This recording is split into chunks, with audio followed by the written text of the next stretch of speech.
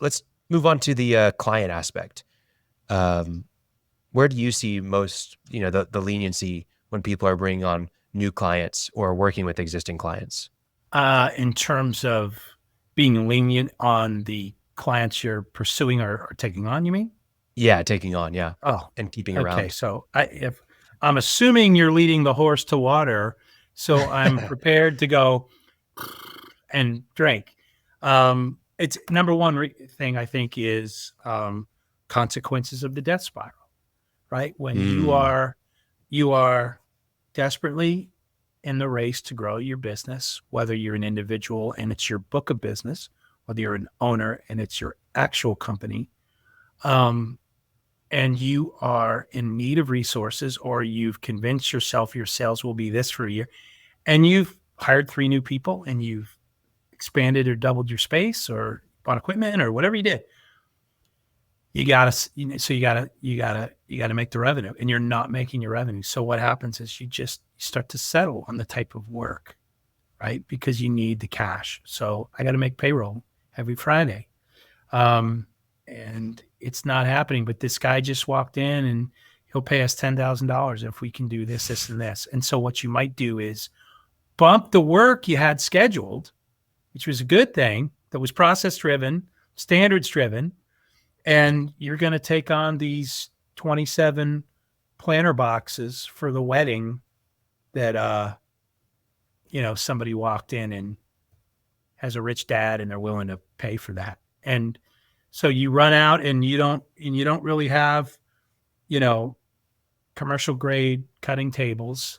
So, you've got but you're going to run out and buy 6 skill saws and have your worker guys just, you know, do the measurements by hand and cut using the skill saws, and you're going to make all those planter boxes, and you're going to get these 2 guys to do the painting. And by the way, halfway through you look at them and no two look the same. Okay, which is an interesting.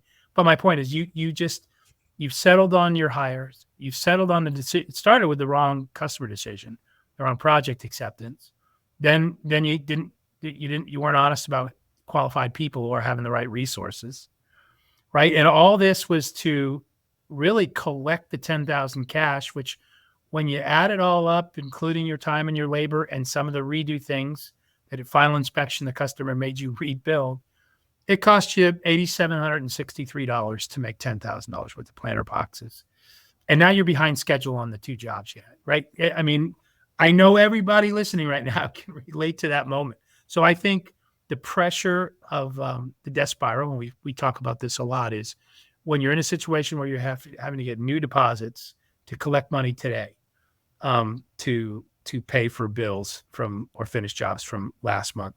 So I think that's the first thing, Khalil. How do you end up yeah. picking the wrong customer? Second thing, I think, is there's the vanity play, right? This is a big brand, and we want to do the work for Mhm. we.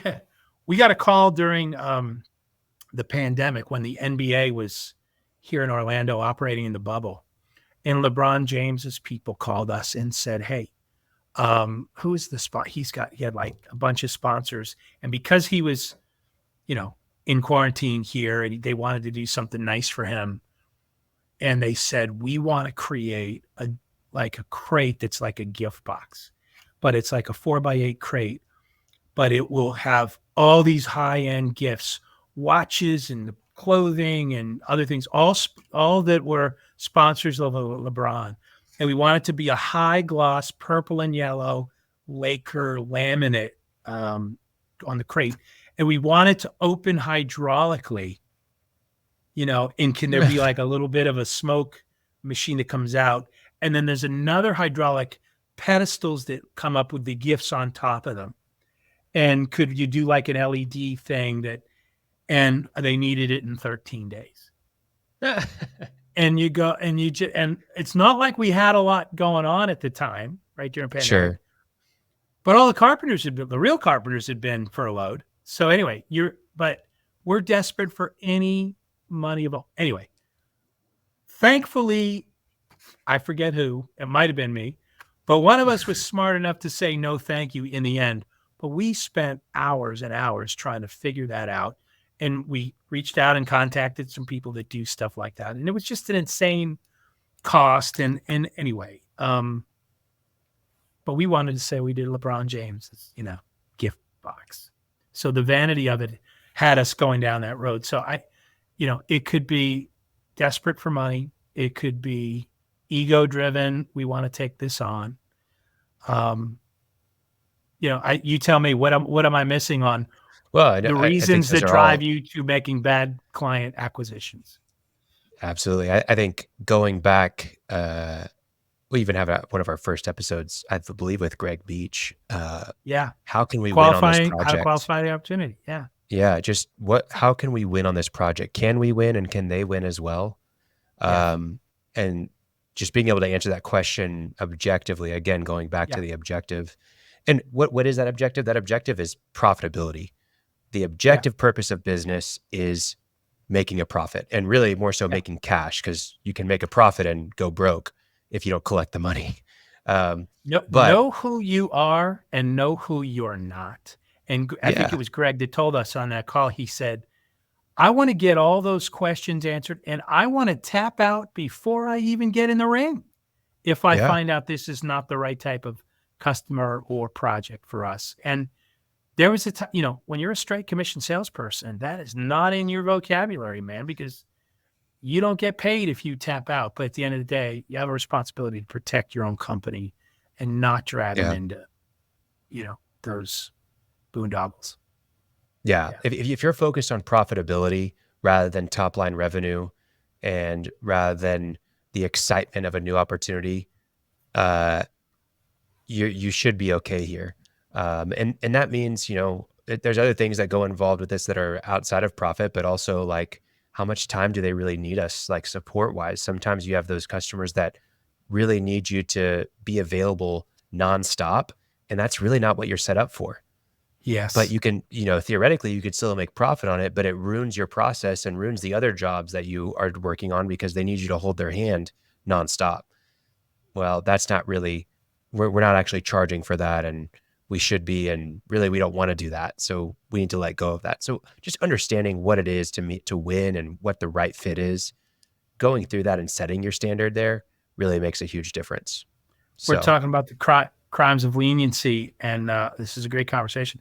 So, Khalil, I know a very high-end account exec mhm. that would babysit the kids of their biggest customer and also would Wow. go to church with them on Sunday when asked.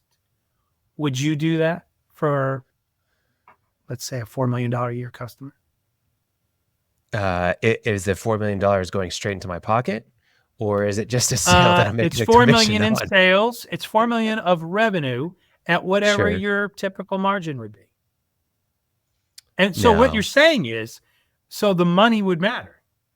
That's what Well, it it depends. sounds If like. this is going to be my only customer and they're going to pay me 4 million, I net 4 million, I might consider just being a nanny. Converting to Buddhism, is that what you, Yeah. no, yes, I'll join your religion. Yeah. No, listen, and by the way, there's nothing wrong. I think we all do things for our best customers that seem, Sure. um, off the, unique and different. But, to your point, I think when it changes who you are, when you're taking those calls, and by the way, if you're in the trade show and business event space, you're taking calls on weekends and nights. That's what we do, right? We live the Yeah. carnival life. Events move in and out at nights and on weekends. It's really a disruption for a family life in a lot of ways. And if you're not honest with your family about what it is, but no, crime of leniency is making exceptions and not living up to who you are and the standards that are the right standards. Yeah. I absolutely believe when you brought up Greg Beach, the whole idea of qualifying customers and opportunities, there's a crime of leniency in that lane that could just absolutely just get you into trouble. If you pretend you're something you're not, or take on something you're really not capable of, or you do it for your own personal desperate needs and not for because you're in service to others in the right Yeah. way.